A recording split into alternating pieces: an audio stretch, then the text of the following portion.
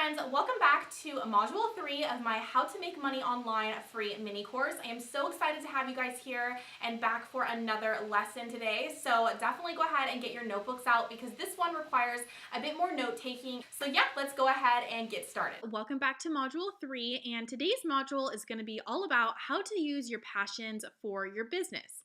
So just to recap a little bit of yesterday's module 2, we learned all about how to discover your money-making skills. We also learned the difference between hard skills versus soft skills, which is definitely critical in determining what type of business will be right for you. And we also talked about what to do if you have no previous experience. And in today's module, we're going to be learning all about why your passions are really important for business. We're also going to talk about what a niche is and why you should care. And we're going to be finding your money-making niche. I know some people say niche, I say niche. Tomato, tomato. So, why your passions are important for business. Let's go ahead and dive in. This is something that I really overlooked for years and years, along with my husband. We ended up just picking what made us money like the fastest. And while that is great to get started, and that is one way people definitely do it, there is an even better way, and I'll get into that a little bit later. So, passions are a great place to start to think about business ideas. If you do something that involves your passion, you're definitely going to be able to think about it, talk about it at great lengths without getting burnt out. And that is the number one reason why I truly believe that you should really try and align your business idea or your money making skill or even just a product with your passion. I definitely think that sometimes this is overlooked and people just go right for the thing that makes them the most money. But let me tell you guys, you can get burnt out super fast, especially since if you do start something and you want to even invest, even if it's $100 into your business idea, you want to make sure that it's something that you're going to be able to sustain. And talking about something for years on end that you're absolutely not passionate about is just a surefire way to burn out. So that's why they're definitely important.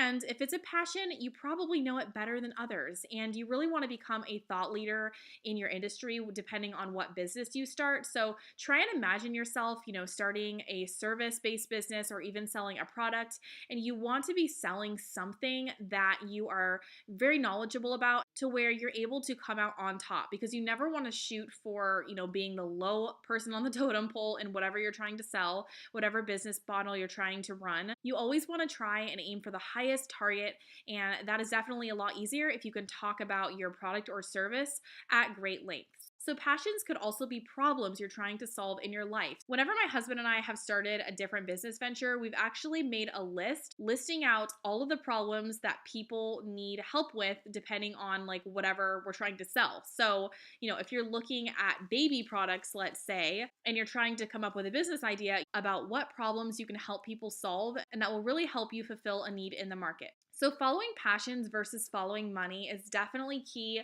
Like I said earlier, you obviously want to make sure that your passions can bring you money, because let's say you have a passion to make, baked goods or ice cream or something. Obviously, that's not going to make money unless you go and try and sell that thing. I would say that you could really make money with most things that you're passionate about if you're willing to teach people about those things, and that is the key. And honestly, combining those things will help just bring so much more longevity, so much more purpose to your business and to your life. And you'll feel so much more of a connection to your product or your service. It will give you that much needed push to reach the audience because you're more passionate about doing so and helping people, just based off the fact that you absolutely love what you're selling or what you're doing. So this is a big debate, obviously, and I'm definitely going to recommend you guys try and do both. It really does cut down the need to do additional research and potentially try and sell something you don't know much about. So what's a niche and why should you care? So a niche is basically a specialized segment of the market for a particular kind of product or service. It allows you to focus in on one product or business for one audience, and it also helps to prevent selling to people who don't need what you offer. They say riches are in the niches, and this is something I've actually learned wholeheartedly within the past year and a half, because it really aids you to target one specific type of person. For years, I was targeting a mass amount of people just because I thought the more people that followed me, the more people that would quote unquote buy what I was selling or buy my product, depending on what I was doing.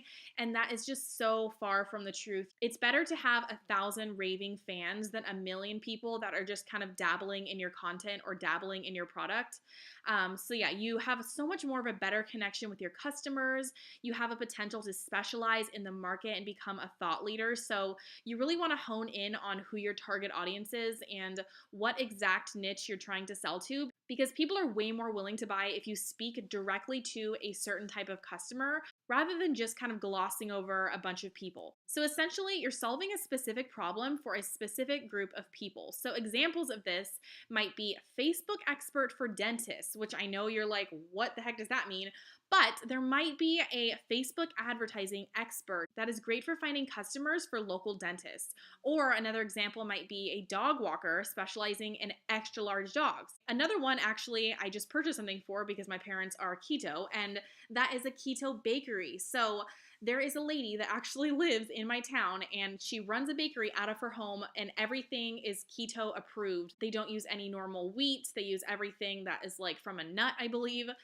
So it's very specialized, and her business is absolutely booming because she targets one specific person. If she were just to open up a bakery, I mean, it would be so much harder to compete with all of the other bakeries in the city that I live in. So she knows that there is a desire and a need for keto type foods. So she targets those customers with advertising on Facebook for her area, and she's just flooded with new customers. So specializing in one type of person is really the fastest way to making money, especially if it's with your passion. So another one is personalized cat gifts online store. So it can really be anything. So like I said, creating a sellable passion is so important to just scaling fast. So how do you find your niche? So the first thing you have to know is that your passions will inevitably drive you towards your niche.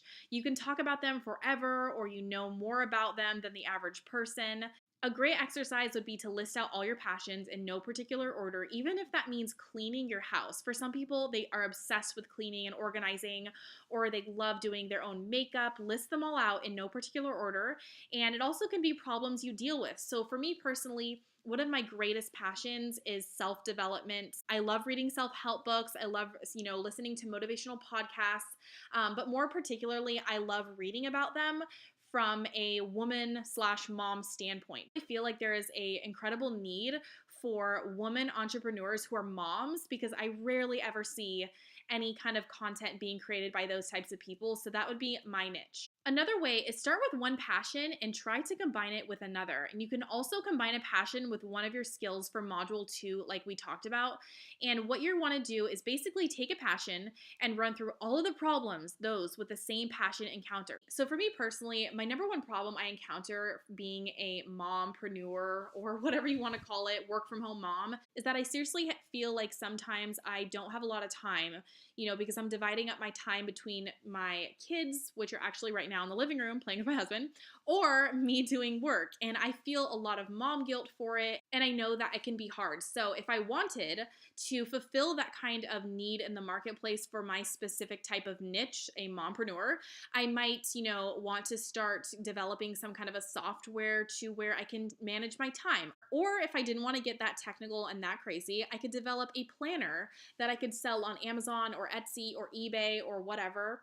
And it would basically be, a weekly planner for work from home moms. Or I could develop some kind of a networking group. I mean, there are endless ideas that I could come up with just because I recognize a need in my specific niche that I'm interested in, which is also my passion. So how to validate a niche. So people obviously need to be in the niche, and you have to make sure that whatever you're starting your business around is actually something that is credible and valid, and people are actually interested in that thing. So the way you can do that is through Google Trends. You can also use keywords everywhere and Facebook groups or forums or websites. You can actually search through all of these 3 things, and it will tell you the search results for how many people are searching depending on the term. So what I would do is I would take Google Trends, type in mompreneur or work from home mom. Obviously, there's a niche for those 2 things, but if you're a little bit more specific, like keto baked goods or whatever it may be, you just can look at the search results and you'll see, comparing, to someone who likes nail polish, what the search traffic is in Google, and that will determine if your niche is valid. So obviously, another one that I find really compelling is Facebook groups, because they are so active nowadays. Facebook groups are just taking over. I mean, if you have ever been a part of a Facebook group, it basically fills up your entire feed with that group. It's amazing. So try and search for Facebook groups, see if people are interested, and keep that in mind. The last thing I want to talk about is the fact that there actually needs to be a way to make money from your niche. There are so many opportunities online, and I get this question all the time from people. They don't know what they can actually sell online to make money. People assume that to make money online, you have to actually just work for another company. But I firmly believe that that is a great way to get started working online. That is actually what I did to make money. Like my first dollar I ever made was I was a graphic designer, which I'm not that good at graphic design, but I was a graphic designer for a skincare company. And that is the first dollar I ever made online. It kind of just opened my eyes to the fact that I could create a portfolio for myself and sell my services as an entrepreneur, a digital entrepreneur online. If I wanted to, I could obviously have multiple clients and different packages. And at the time, I could have promoted more services that way. In the end, I went a different route, obviously. You guys know me from YouTube. But there are so many different ways to make money as a digital entrepreneur that I want you guys to keep that in mind. I know a lot of people are taking this course thinking that this is the surefire way to, making money online because I'm going to be able to tell them which job they can apply for online. You guys, it's a great way, like I said, to get started, but definitely think bigger. You are worth more. You have the base skills it takes to becoming a digital entrepreneur. All of the resources are online. Why wouldn't you just sell your skills or sell a product online? I'm really going to try my hardest to give you guys all of the resources and information to where you can have the flexibility of time on your side. You can do whatever you want with your time. You are free in that way. There's no ceiling on your pay, and you can tell people how much you charge. Like, how amazing would that be? So that is totally possible as long as you find a niche. You combine your money-making skill with a passion, and you sell a product or service online. So that's everything I want to go over in Module 3 today. Keep all of this in mind, and I really want you guys to make a list of everything that you're passionate about. Really narrow it down to the top 3 and sift through the top 3, asking yourself what problems can you solve for these people, and can you actually solve them for that particular niche? Let me know if you guys enjoyed today's module. Leave a comment below. I seriously always appreciate feedback. Also, don't forget to join our private Facebook group. I love to see you guys in there chatting. Coming tomorrow is actually part 4. It's the last part of the module, and this is a mini course. I'm going to be releasing more courses and more free content for you guys. Keep that in mind. But tomorrow is all about getting ready to make money. So we're really going to dive into the first steps you need to take to make money with selling things online. And I'm going to walk you guys through every step of the way. So yeah, thank you guys so much for listening, and I'll see you next time. Bye, guys.